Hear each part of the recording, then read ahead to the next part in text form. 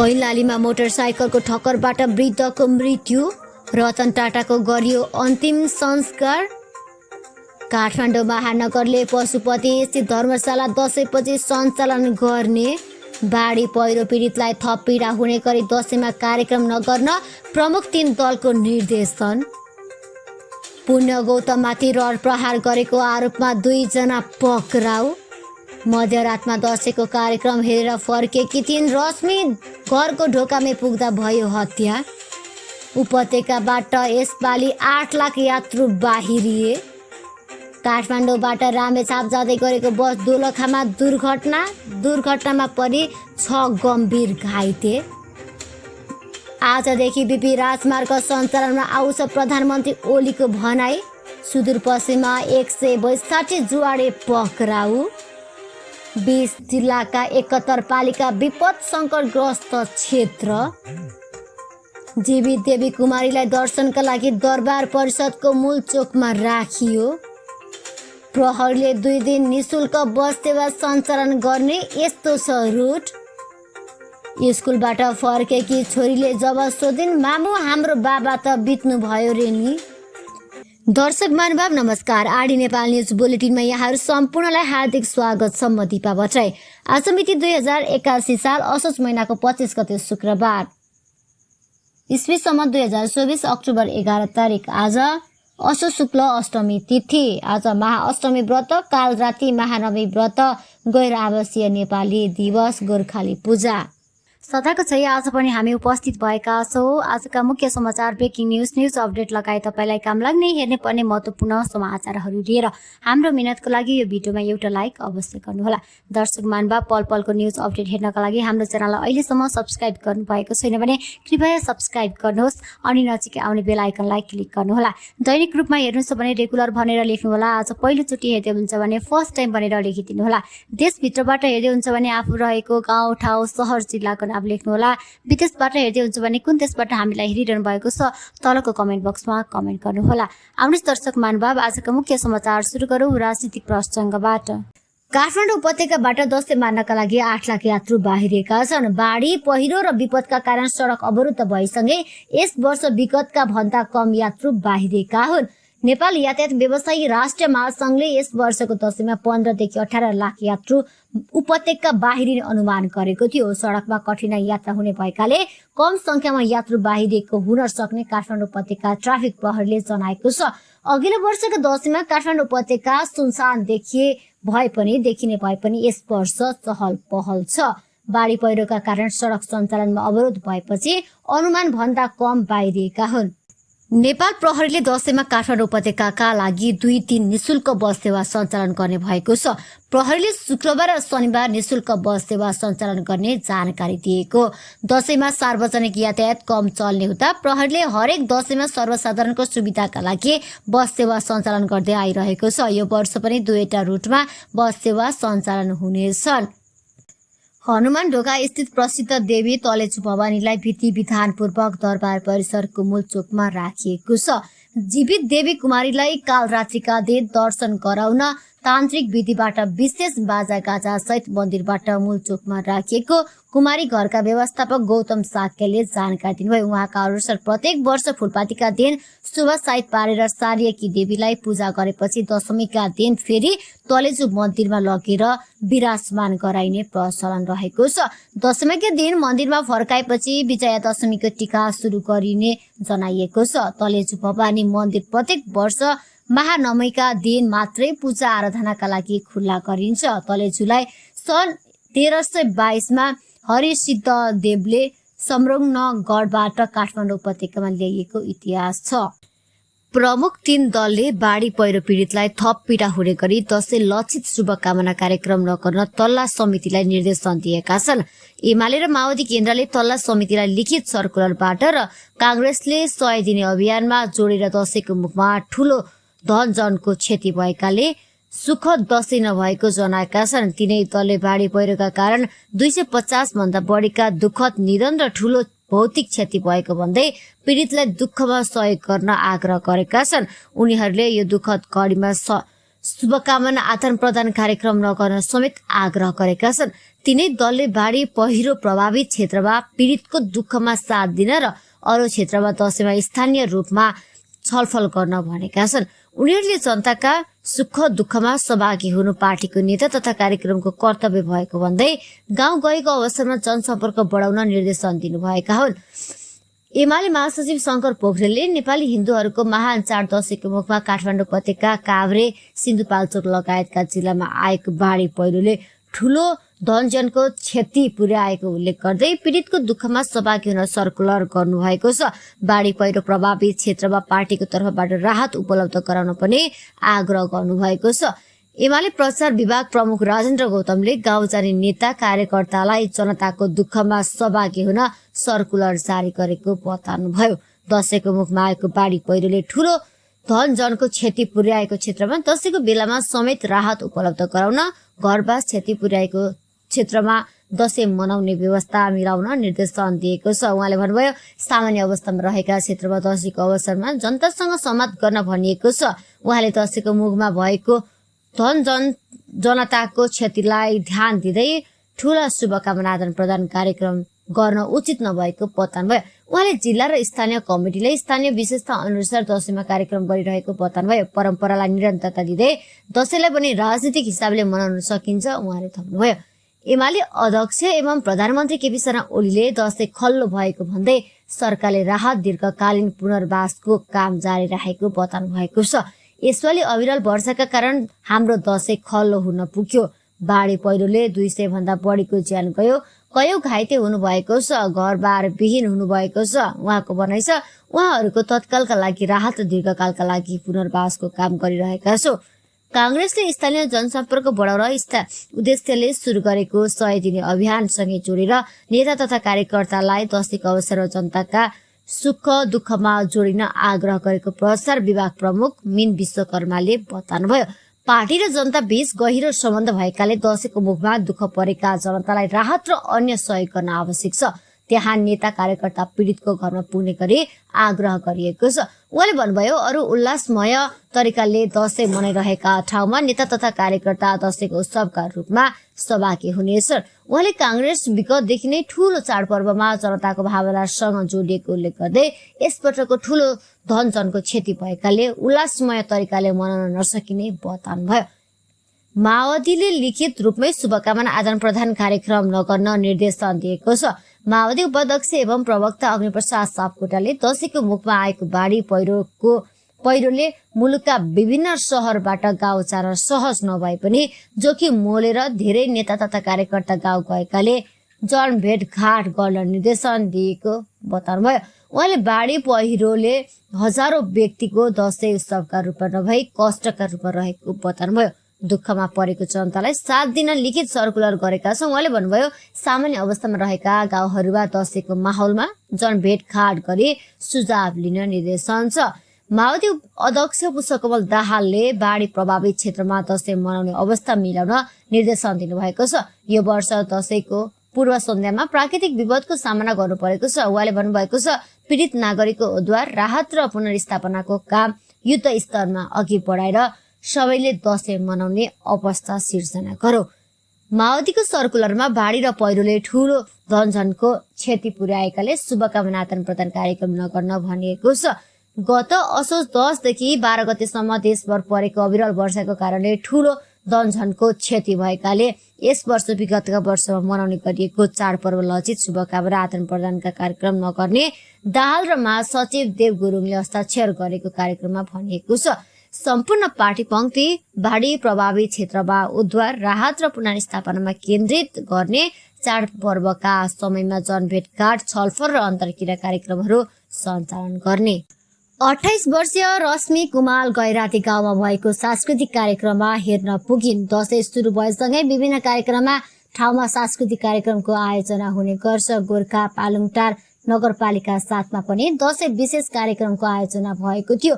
रश्मि अबेर समय कार्यक्रममा थिइन्। मध्यराती 12 बजेतिर मात्रै उनी घर फर्किन्। घरमा उनका 8 वर्षका छोरा थिए। उनका श्रीमान राजु कुमाल वैदेशिक रोजगारको सिलसिलामा विदेशमा छन्। फर्किँदा घरको प्रमुख द्वार बन्द थियो। रश्मिले आफ्ना छोरालाई ढोका खोल्न भनेर बोलाइन्। केही बेरमै छोरा बाहिर आए, ढोका खोल्नतिर लागे, तर ढोका खोल्न नपाउँदै एकाएक बाहिर कोही आएको उनले देखे, तर ती व्यक्तिलाई चिन्न भ्याएनन्। ती व्यक्तिले धारिलो हतियार बोकेका थिए। त्यही धारिलो हतियारले आफ्नी आमा रश्मिमाथि 2 पटक हिर्काएर फरार भएको उनले देखे। यसरी घटना भएको बारे उनले जिल्ला प्रहरी कार्यालय गोरखाका अधिकृत समक्ष बेली विस्तार लगाएका छन्। आमा रश्मि ढलेको देखेर उनले हार गुहार मागे, चिच्याए। आफन्त र छिमेकीहरू आएर रश्मिलाई देखेपछि प्रहरीलाई पनि खबर गरिएको थियो। तत्कालै आफन्तले रश्मिलाई तनहुँ लक्ष्मी अस्पताल लगे। त्यहाँ उपचार सम्भव नभएपछि राति 1 बजेतिर दमौली अस्पताल पुर्याइयो, तर उनको उपचारको क्रममा राति नै 2 बजेतिर मृत्यु भयो। जिल्ला प्रहरी कार्यालय गोरखाका प्रहरी निरीक्षक सरोज कार्कीका अनुसार घटनापछि अनुसन्धान सुरु भइसकेको छ। धारिलो हतियारले रश्मिको घाँटीमा दाहिनेतर्फ चोट लागेको छ। उनले भने उक्त घटनाको प्रत्यक्षदर्शी छोरा हुन्, तर अँध्यारो भएकाले उनले छाया मात्र देखे, कोही आएर हिर्काएको देखेको भनेर उनले बताएका छन्। अनुसन्धानको क्रममा एक व्यक्तिलाई प्रहरीले शंकास्पद घेरामा राखेको छ। शंकास्पद व्यक्तिलाई खोजिरहेको इन्सपेक्टर कार्कीले जानकारी दिनुभयो। शंकास्पद व्यक्ति उम्किन नपाओस् भनेर देश बाहिरका नाकाहरूमा समेत जानकारी गराएको छ। उहाँले भन्नुभयो, घटनाको कारण के हो भने खुलिसकेको छैन। यस घटनामा प्रहरी थप अनुसन्धान गरिरहेको छ। काठमाडौँ महानगरपालिकाले दशैंपछि पशुपति क्षेत्रभित्रको धर्मशाला र गौशाला सञ्चालन तथा व्यवस्थापन गर्ने भएको छ। पशुपति क्षेत्रभित्रको धर्मशाला र गौशाला सञ्चालन तथा व्यवस्थापनका लागि महानगरले बुधबार कार्यालय सुरु गर्न खोज्दा मारवाडी सेवा समिति नेपालको अवरोध जनाएपछि दशैंपछि सुरु गरिने महानगर 8का वडाध्यक्ष आशामान सङ्गतले जानकारी दिनुभयो। असोज 22 गते महानगर र पशुपति क्षेत्र विकास कोष बीच पशुपति क्षेत्रमा रहेको धर्मशाला भित्रको धर्मशाला र गौशाला व्यवस्थापन गर्न सम्झौता भएको थियो। सोही सम्झौता अनुरूप बुधबार महानगरले पशुपति क्षेत्रभित्र कार्यालय सुरु गर्न खोज्दा समितिले विरोध जनाएको थियो। बुधबारको घटनाले गर्दा गौशाला भित्रको धर्मशाला र गौशाला दशैंपछि सञ्चालन गर्नेछौँ, वडा अध्यक्ष सङ्गतले भन्नुभयो। समितिले विरोध गरेपछि महानगर र समितिका पदाधिकारी बीच छलफल भएको थियो। छलफलको निष्कर्ष नआउँदै महानगरले आफ्नो ब्यानर राख्न खोज्दा केही समयका लागि स्थिति महानगर प्रहरी बल र समिति बीच धकेलाधकेलको स्थिति भएको थियो। पत्रचार गरी नै नगरी कार्यालय सञ्चालन गर्न महानगर आएको भन्दै समितिले विरोध गरेको थियो। उक्त घटनापछि महानगर प्रमुख बालेन्द्र शाहले भने सामाजिक सञ्जाल फेसबुकमा आक्रोशयुक्त टिप्पणी गर्नुभएको छ। उहाँले नेपाल प्रहरीले महानगरलाई हस्तक्षेप गरेकोमा आपत्ति जनाउनु भएको थियो। नाजायज सम्बन्धबाट सम्झौता गरी गौशाला धर्मशालाको नाममा मारवाडी सेवा समितिले 9 रोपनी 9 आना 2 पैसा जग्गा वर्षदेखि केही हजार रुपैयाँ तिरेर हडपेको थियो, तर त्यो हटाउने बारेमा अदालतमा मुद्दा पर्छ। अदालतले फैसला गर्दै त्यो जग्गा पशुपति विकास कोषलाई नै जिम्मा दिन्छ। अनि पशुपति विकास कोषले धर्मशाला तथा अशक्तहरूलाई निशुल्क खाना र औषधि उपचार सेवाको व्यवस्थापन गर्न महानगरलाई दिन्छ। उहाँले सामाजिक सञ्जालमा लेख्नु भएको छ, आफ्नो जिम्मेवारीमा आएको संरचनालाई संरक्षण र व्यवस्थापन गर्न महानगर प्रहरी पुग्छ, तर अदालतको फैसला कोषको निर्णय सबै लत्याएर मारवाडी सेवा समिति प्रतिकारमा उत्रिन्छ। नेपाल प्रहरीले महानगरलाई हस्तक्षेप गरेर उल्टो मारवाडी सेवा समितिको संरक्षण गर्छ। अब बुझ्नु, देश चलेको त यस्तै समितिबाट पो रहेछ। यस्ता समितिहरूको नाजायज सम्बन्धहरू नियम र अदालत भन्दा माथि रहेछन्। हामी चाहिँ प्रहरी र सरकारले देश चलाएको भन्दै भ्रममा रहेछौँ। सुदूरपश्चिम प्रदेश प्रहरी कार्यालयले दशैं तिहार र छठ पर्व लक्षित सुरक्षा योजना कार्यान्वयन गर्ने क्रममा 162 जुवाडेलाई पक्राउ गरेको छ। कैलाली र कञ्चनपुर जिल्लाका विभिन्न स्थानबाट जुवा तास खेलिरहेको अवस्थामा रु 9,64,686 सहित उनीहरूलाई पक्राउ गरिएको प्रहरीले जनाएको छ। पक्राउ पर्नेमा कैलालीबाट 77 र कञ्चनपुरबाट 85 जना रहेको र उनीहरूलाई कानून बमोजिम कारबाही अघि बढाइएको प्रदेश प्रहरी कार्यालय धनगढीका प्रमुख प्रहरी नायब महानिरीक्षक रविन्द्र केसीले बताउनुभयो। प्रदेशका 9 जिल्लामा सामान्य अवस्थामा 7,500 प्रहरी परिचालन हुने गरेकोमा चाडपर्व लक्षित सुरक्षा योजना कार्यान्वयनका लागि थप 4,000 गरी 11,500 प्रहरी परिचालन गरिएको उहाँले जानकारी दिनुभयो। चाडपर्वलाई लक्षित गरेर विगतका घटनाको समेत विश्लेषण गर्दै प्रदेशमा सुरक्षा योजना बनाएर लागू गरिएको हो। सुरक्षा योजना अन्तर्गत सीमा नाकामा सञ्चालनमा रहेका सहायता कक्षमा प्रहरी संख्या बढाइएको छ। प्रहरी नायब महानिरीक्षक केसीले भन्नुभयो, सीमा क्षेत्रबाट लागू औषधको कारोबार, विस्फोटक पदार्थ लगायत मालसामानको चोरी तस्करीका घटना हुन नदिन नाकामा सञ्चालित सहायता कक्षमा तालिम प्राप्त कुकुर परिचालन गरिएको छ। सुरक्षा योजना लागू भएपछि पछिल्लो 8-10 दिनमा सीमा क्षेत्रबाट तस्करी भएर ल्याइएको झन्डै रु 50 लाख बराबरको मालसामान बरामद गर्न गरिएको पनि प्रदेश प्रहरी कार्यालयले जनाएको छ। काठमाडौँबाट रामेछापको गुप्तेश्वर तर्फ जाँदै गरेको यात्रुवाहक बस दुर्घटना हुँदा 13 जना घाइते भएका छन्। दोलखा भीमेश्वर नगरपालिका 8 चरङ्गे स्थित काठमाडौँ चरीकोट लामा सागु सडक खण्डमा बाप्र 010006 ख 4843 नम्बरको अरणीको बस दुर्घटना भई सडकमा पल्टिएको हो। बसमा 30-35 जना रहेकोमा 13 जना घाइते भएका थिए। घाइतेहरूमध्ये चोचो रोल्पा अस्पतालमा 2 जना, सामुदायिक अस्पतालमा 2 जना, पशुपति चौलागाई स्मृति अस्पतालमा बालक सहित 4 जना गरी जम्मा 8 जना घाइतेहरूको उपचार भइरहेको प्रहरी सहायक हवलदार सन्तोष पहलीले जानकारी दिनुभयो। घाइते मध्ये उपचार अवस्था 2 जना गम्भीर रहेको र 6 जना मध्यम रहेको प्रहरीको भनाइ छ। अन्य उपचार गरेर डिस्चार्ज भएका छन्। घटनापछि फरार रहेका बसका चालक 23 वर्षीय राम बहादुर खड्कालाई प्रहरीले घाइते अवस्थामा जंगलबाट नियन्त्रणमा लिएको थियो। चालकका अनुसार आफू अगाडि रहेको इलेक्ट्रिक भ्यानले अकस्मात ब्रेक हानेपछि त्यसलाई जोगाउन खोज्दा बस अनियन्त्रित भई सडकको बायाँ साइडमा पल्टिएको थियो। प्रधानमन्त्री केपी शर्मा ओलीले आजदेखि बीपी राजमार्ग सञ्चालनमा आउने बताउनु भएको छ। भौतिक पूर्वाधार मन्त्रालयका सचिव इन्जिनियर केशव शर्मासँग भएको टेलिफोन कुराकानी उद्धृत गर्दै प्रधानमन्त्री ओलीले सो कुरा जानकारी दिनुभएको हो। हिजो दिनभर र रातभर काम गर्दा बाँकी रहेको 3 ठाउँको अवरोध हट्ने प्रधानमन्त्रीको भनाइ छ।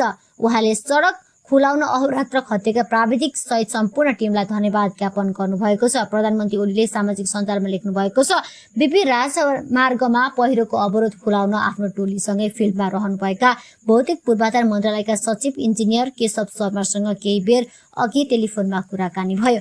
उहाँ सडक मर्मत गर्ने प्राविधिक टोली सहित रोशी गाउँपालिका 9 को दाउने भन्ने ठाउँमा हुनुहुन्छ। उहाँका अनुसार भोलि बिहान 10 बजेसम्म बीपी राजमार्ग सञ्चालनमा आउनेछ। आज दिनभर र रातभर काम गर्दा बाँकी रहेको 3 ठाउँको अवरोध हटेछ। भोलि राजमार्ग खुलेपछि मात्र दसैँ मान्ने बताउनुभयो। सडक खुलाउन अहोरात्र लाग्नुभएका प्राविधिक सहित सम्पूर्ण टिमलाई धन्यवाद।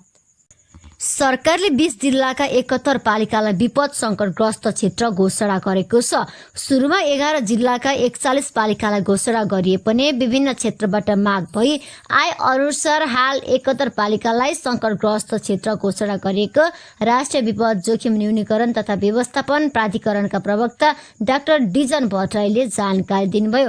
विपद जोखिम न्यूनीकरण तथा व्यवस्थापन ऐन 2074 को दफा 32(1) बमोजिम यही असोज 18 गतेदेखि लागू हुने गरी 3 महिनाका लागि बाढी पहिरो प्रभावित 71 पालिकालाई संकटग्रस्त घोषणा गरी हालै राजपत्रमा प्रकाशित गरिएको उहाँले बताउनुभयो। गत सोमबारको मन्त्रीपरिषद बैठकको निर्णय अनुसार ती संकटग्रस्त क्षेत्र घोषणा गरिएको र हाल उच्च प्राथमिकतामा राखेर राहत सामग्री वितरण तथा पुनर्स्थापनाको काम भइरहेको प्राधिकरणले जनाएको छ। प्राप्त विवरण अनुसार ओखलढुङ्गाका 4, पाँचथरका 2, उदयपुरको 1, सोलुखुम्बुका 3, खोटाङका 3, इलामको 1, काभ्रे पलाञ्चोकका 11, ललितपुरका 4, दोलखाका 3, सिन्धुपाल्चोकका 4, सिन्धुपाल्चोकका 5, मकवानपुरका 3, धादिङका 5, रामेछापका 8, चितवनका 3, रौतहटका 5, महोत्तरीका 2, सर्लाहीका 2, सप्तरी र सिराका 1-1 पालिकालाई विपद संकटग्रस्त क्षेत्र घोषणा गरिएको छ। यही असोजको 10 देखि 12 गतेको भारी वर्षासँगै आएको बाढी पहिरो तथा डुबानबाट करिब रु 50 अर्ब भन्दा बढीको आर्थिक क्षति भएको प्रारम्भिक अनुमान गरिएको छ। गृह मन्त्रालयका अनुसार विपदमा परेर हालसम्म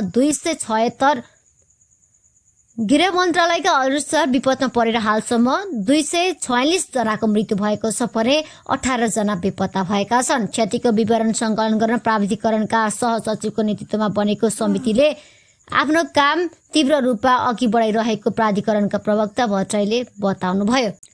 भारतीय उद्योगपति रतन टाटाको अन्तिम संस्कार गरिएको छ। भारतीय सञ्चार माध्यमका अनुसार वर्लीको शमशान गृहमा उनको अन्त्येष्टि गरिएको हो।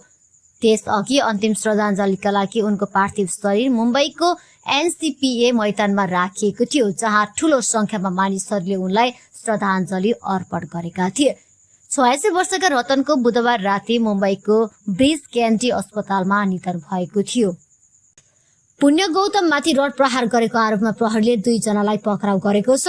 प्रहरीले 2 जनालाई पक्राउ गरी अनुसन्धान अघि बढाएको जिल्ला प्रहरी परिसर काठमाडौँका एसपी नवराज अधिकारीले जानकारी दिनुभयो। काठमाडौँको गोकर्णेश्वर नगरपालिका 8 बेसीगाउँ स्थित सडकमा 46 वर्षीय पुण्य गौतममाथि रड प्रहार गरी घाइते बनाएका थिए। घाइते बनाएर फरार रहेका 2 जनालाई प्रहरीले पक्राउ गरेको हो। पक्राउ परेमा काभ्रे तेमाल घर भई भक्तपुरको च्यामा सिंह बस्ने 30 वर्षीय टासी लामा भन्ने सञ्जीव तामाङ र रसुवा घर भई गोकर्णेश्वर नगरपालिका 4 बस्ने 41 वर्षीय मिलन भने दिलबहादुर रङदान रहेका छन्। सञ्जीवलाई प्रहरीले मंगलबार र दिलबहादुरलाई बुधबार पक्राउ गरेको। उनीहरूबाट प्रहरीले एउटा रड र 3वटा मोबाइल पनि बरामद गरेको छ। एसपी अधिकारीका अनुसार उनीहरूमाथि ज्यान मार्ने उद्योग कौशलमा अनुसन्धान अघि बढाइएको छ। पक्राउ परेका दिलबहादुर गङदाङ मुख्य योजनाकार हुन्। उनी मेडिकल व्यवसायी दुर्गा परसाई नेतृत्वको नागरिक बचाउ महाअभियान अन्तर्गत नागरिक प्रतिरक्षा बलका संयोजक समेत हुन्। रड प्रहार गर्नुको कारण भने खुलिसकेको छैन। कैलालीको घोडागढी नगरपालिका 1 जनकपुरमा मोटरसाइकलको ठक्करबाट 1 जनाको मृत्यु भएको छ। सडकमा हिँडिरहेको अवस्थामा सुपप र 010110 प 174 नम्बरको मोटरसाइकलले ठक्कर दिँदा 78 वर्षीय मणिराम सापकोटाको मृत्यु भएको इलाका प्रहरी कार्यालय सुखडका प्रहरी नायब उपरीक्षक दिपेन्द्र कुमार पातले जानकारी दिनुभयो। हिजो दिउँसो 4 बजेतिर मोटरसाइकलले ठक्कर दिँदा गम्भीर घाइते भएका सापकोटाको घोडागढी अस्पतालमा पुर्याई लगत्तै मृत घोषणा गरिएको थियो। मोटरसाइकल चालक घोडागढी नगरपालिका 1 बिरारका 25 वर्षीय खडक रेग्मी प्रहरीको नियन्त्रणमा रहेको पालले जानकारी दिनुभयो। हवस् त दर्शक महानुभाव, आरडी नेपाल न्युज बुलेटिन अहिलेका लागि यति नै। हामीले प्रस्तुत गरेका यी समाचारहरूप्रति तपाईँको धारणा के छ? आफ्नो धारणा तलको कमेन्ट बक्समा कमेन्ट गर्नुहोला। हाम्रो मेहनतको लागि यो भिडियोमा एउटा लाइक अवश्य गर्नुहोला। आरडी नेपालको न्युज बुलेटिन नेपाली समयअनुसार भोलि बिहान 6 बजे लिएर फेरि हामी उपस्थित हुने रहेछौँ। पल पलको न्युज अपडेट हेर्नका लागि आरडी नेपाल न्युज च्यानललाई सब्स्क्राइब गर्न नभुल्नुहोला। नमस्कार।